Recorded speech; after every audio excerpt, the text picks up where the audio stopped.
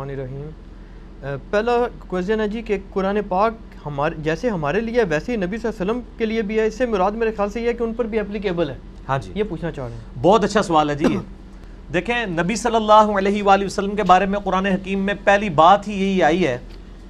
اس حوالے سے کہ اعوذ باللہ من الشیطان الرجیم، سورۃ البقرہ کی آخری 2 آیات جو ہیں، آمن الرسول بما انزل الیہ من ربہ والمؤمنون، ایمان لائے یہ رسول جو کچھ نازل ہوا ان پر ان کے رب کی طرف سے، والمؤمنون، اور ایمان والے بھی ایمان لے کر آئے۔ یعنی نبی علیہ السلام پہلے خود اس کتاب کے اوپر ایمان لے کے آئے،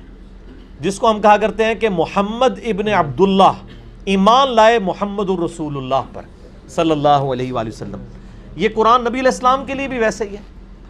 اور صحیح بخاری میں کتاب الاعتصام بالکتاب والسنہ چیپٹر میں سیدنا ابوبکر کا خطبہ ہے رضی اللہ تعالیٰ عنہ علیہ السلام، پہلا خطبہ خلیفہ بننے کے بعد، اس میں ان کے الفاظ ہیں کہ اللہ تعالیٰ نے محمد صلی اللہ علیہ وآلہ وسلم کو اس کتاب کے ذریعے ہدایت دی، اور اب اس کتاب کے ذریعے ہم لوگوں تک ہدایت کا پیغام پہنچائیں گے۔ یعنی حضرت ابوبکر یہ کہہ رہے ہیں کہ نبی علیہ السلام کی ہدایت کا سبب یعنی ہدایت کاملہ، ویسے تو ایک ڈیٹم لیول کی ہدایت تو پیغمبر پیدائشی طور پہ ہی نبی ہوتا ہے، لیکن وہ جو قرآن میں ہے نا وَوَجَدَكَ ضَالًّا فَہَدَىٰ، ہم نے آپ کو اپنی محبت میں خود رفتہ پایا تو اعلیٰ ترین درجے کے اوپر پہنچا دیا۔ پھر سورہ عشورہ جو ہے پارہ نمبر 25 کے اندر، اعوذ باللہ من الشیطان الرجیم بسم اللہ الرحمن الرحیم، سورہ عشورہ کا جو آخری رکوع ہے اس میں اللہ تعالیٰ نے اس چیز کو کھول کر بیان کیا ہے کہ اس قرآن کو اللہ تعالیٰ نے نبی علیہ السلام کی ہدایت کا سبب بنایا ہے، اور اب آپ امت تک یہ ہدایت پہنچاتے ہیں۔ وَكَذَلِكَ أَوْحَيْنَا إِلَيْكَ رُوحًا مِّنْ أَمْرِنَا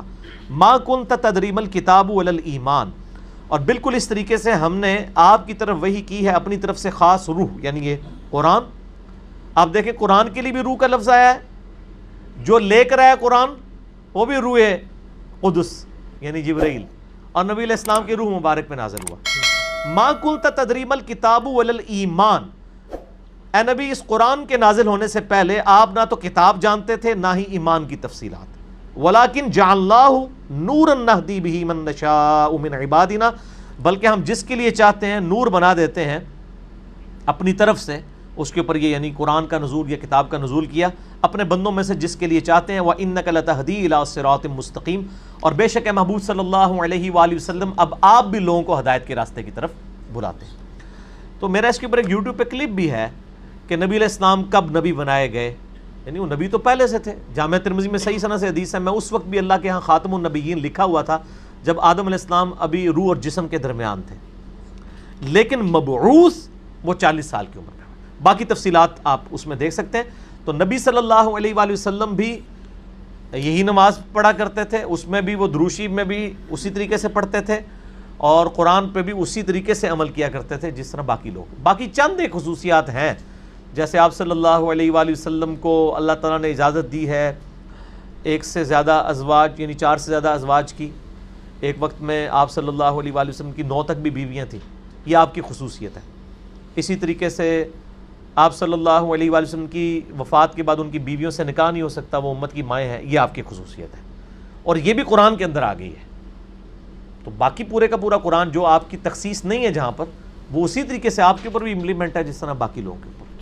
بلکہ قرآن حکیم میں تو بڑے سخت الفاظ آئے ہیں، قل انی اخاف ان عصیت ربی عذاب یوم عظیم، یہ آیت قرآن میں 3 دفعہ آئی ہے، سورۃ الانعام میں، سورہ الزمر میں، اور سورہ یونس میں۔ اے نبی تم فرماؤ اگر میں نے بھی اپنے رب کی نافرمانی کی تو مجھے ڈر ہے کہ بڑے دن کا عذاب مجھے بھی آ پکڑے گا۔ یہاں پہ وہ کہتے ہیں جی پیر صاحب اللہ تک پہنچ گئے ہیں، یہ نمازیں تو اللہ تک پہنچنے کے لیے چاہیے ہوتی ہیں، اور نبی علیہ السلام کو کیا کہا جا رہا ہے، انی اخاف ان عصیت ربی عذاب یوم عظیم، بالفرض اگر میں نے بھی اپنے رب کی نافرمانی کی تو بڑے دن کا عذاب مجھے بھی آ پکڑے گا۔ ٹھیک ہو گیا؟